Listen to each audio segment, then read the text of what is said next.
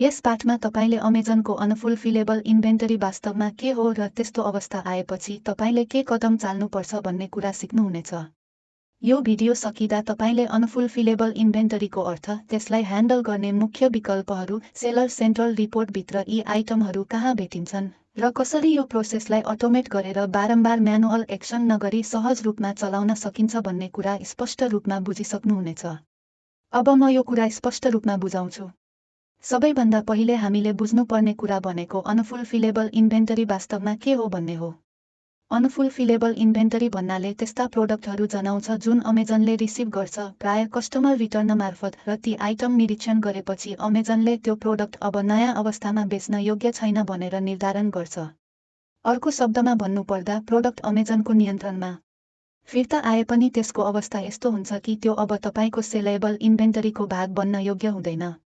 आइटमहरू विभिन्न सामान्य कारणले अनफुलफिलेबल बन्छन्। कस्टमरले ड्यामेज गरेर फिर्ता पठाएको हुन सक्छ, केही पार्ट वा एसेसरी हराएको हुन सक्छ, प्रोडक्ट खोलिएको वा प्रयोग गरिएको हुन सक्छ, प्याकेजिङ गम्भीर रूपमा ड्यामेज भएको हुन सक्छ, वा कस्टमरले रिटर्न रिजनका रूपमा डिफेक्टिभ वा नट वर्किङ चयन गरेको हुन सक्छ।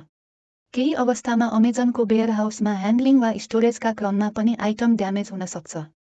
जब यस्तो हुन्छ, अमेजनले त्यो युनिटलाई तपाईको सेलेबल इन्भेन्टरीबाट हटाएर अनफुलफिलेबल वा अनसेलेबल इन्भेन्टरी भनेर वर्गीकृत गर्छ।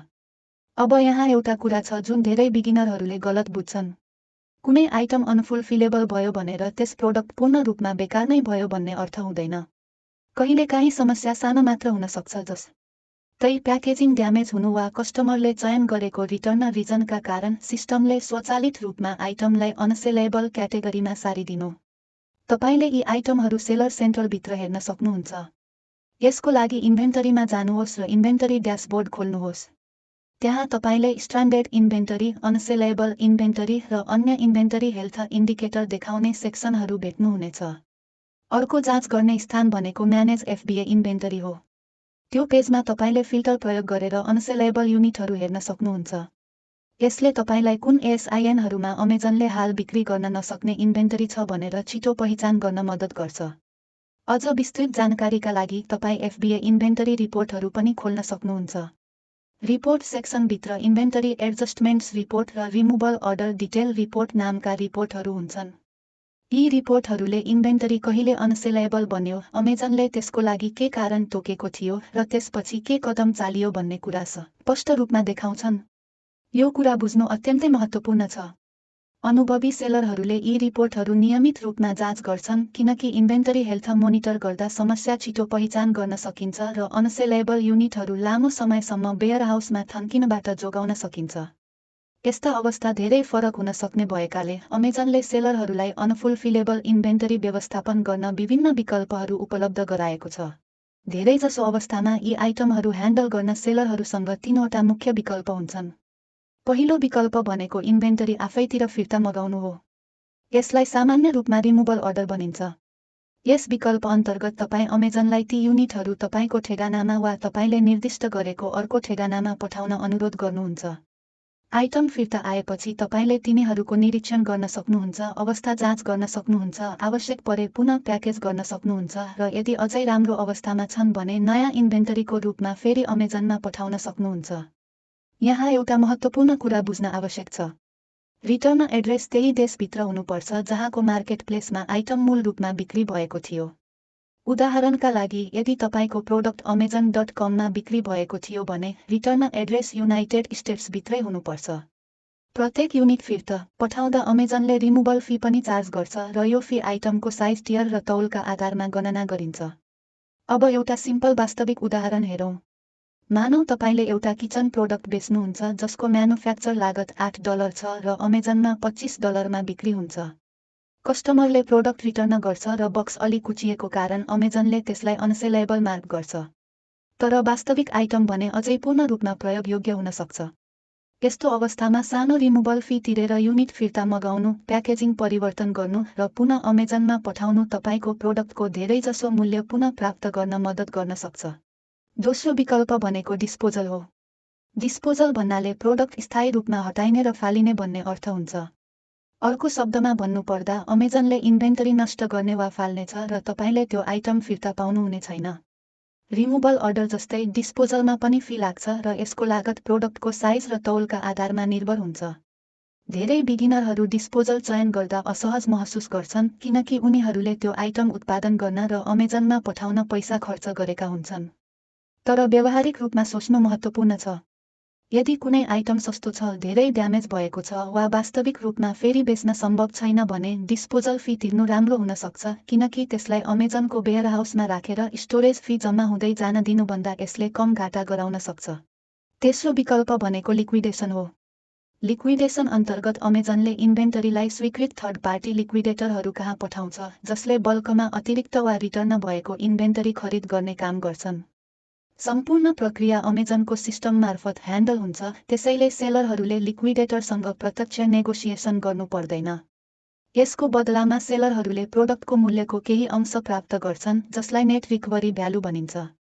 अमेजनले यो भ्यालु विभिन्न आधारमा गणना गर्छ जस्तै ऐतिहासिक सेल्स डेटा, प्रोडक्टको औसत सेलिङ प्राइस र त्यो विशेष ASIN-को सेल्स हिस्ट्री। तर यहाँ अपेक्षा यथार्थपरक राख्नु धेरै महत्त्वपूर्ण छ।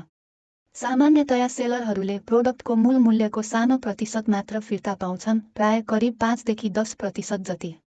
अमेजनले लिक्विडेसन प्रोसेसिङ फी र अन्य सम्बन्धित चार्जहरू कटाएर मात्र भुक्तानी जारी ग। केही सेलरहरूले रिफर्बिसमेन्ट वा रिप्याकेजिङ प्रोग्रामबारे पनि सुन्न सक्छन्। पहिले अमेजनले केही सेवाहरू प्रदान गर्थ्यो जहाँ निश्चित रिटर्न आइटमहरू निरीक्षण गरेर पुनः प्याकेज गरेर फेरि सेलेबल इन्भेन्टरीमा राख्न सकिन्थ्यो। अहिले यो विकल्प सीमित छ र सबै सेलरका लागि उपलब्ध छैन। धेरै अवस्थामा अमेजनले निरीक्षणपछि आइटमलाई स्वचालित रूपमा फेरि सेलेबल मार्क गर्न सक्छ वा सेलरले इन्भेन्टरी रिमुभल गरेर आफै निरीक्षण गरी प्रोडक्ट राम्रो अवस्थामा भए फेरि अमेजनमा पठाउनु पर्छ। अब यी सेटिङहरू सेलर सेन्ट्रलभित्र कहाँ कन्फिगर गर्ने भन्ने कुरा हेरौँ। सेलर सेन्ट्रलको माथिल्लो दायाँ कुनामा जानुहोस् र सानो गियर आइकनमा क्लिक गर्नुहोस्। सेटिङ मेनुबाट फुलफिलमेन्ट बाइ अमेजन चयन गर्नुहोस्। त्यो पेजमा तल स्क्रोल गर्नुहोस् जबसम्म तपाईले अटोमेटेड अनफुलफिलेबल सेटिङ्स भन्ने सेक्सन फेला पार्नुहुन्न। यो सेक्सनले अमेजनले अनसेलेबल इन्भेन्टरी कसरी ह्यान्डल गर्ने भन्ने कुरा अटोमेट गर्न अनुमति दिन्छ। जब अटोमेसन इनेबल गरिएको हुन्छ, तपाईले चयन गर्नुभएको नियम अनुसार अमेजनले यी आइटमहरू स्वतः प्रोसेस गर्छ। यसको अर्थ हरेक पटक आइटम अनफुलफिलेबल हुँदा तपाईले म्यानुअली रिमुभल अर्डर सिर्जना गर्नु पर्दैन।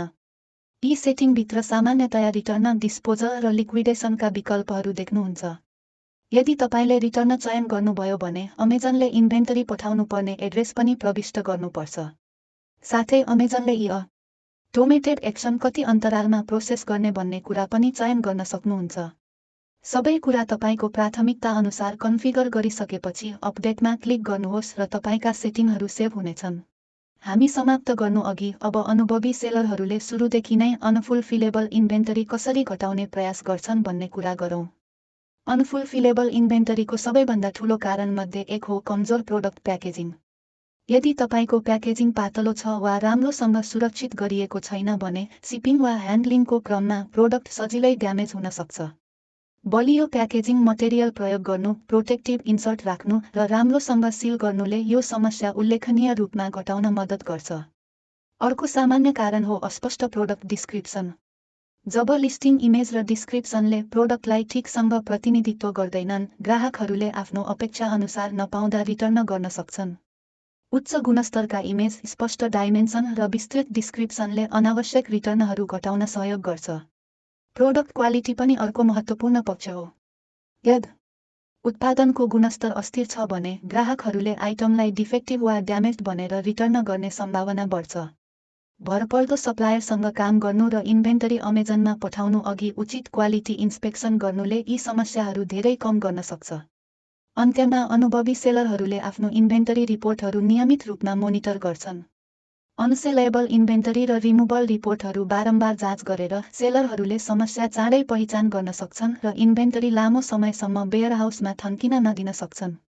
धेरै अवस्थामा अनसेलेबल इन्भेन्टरीले सिधै तपाईको अकाउन्ट मेट्रिक्सलाई असर नगरे पनि धेरै मात्रामा अनसेलेबल इन्भेन्टरी हुँदा अप्रत्यक्ष रूपमा इन्भेन्टरी पर्फर्मेन्समा प्रभाव पर्न सक्छ र अनावश्यक स्टोरेज कस्ट बढ्न सक्छ। त्यसैले सफल सेलरहरूले इन्भेन्टरी मोनिटरिङलाई स्वस्थ अमेजन FBA व्यवसाय सञ्चालनको महत्त्वपूर्ण भागको रूपमा लिन्छन्।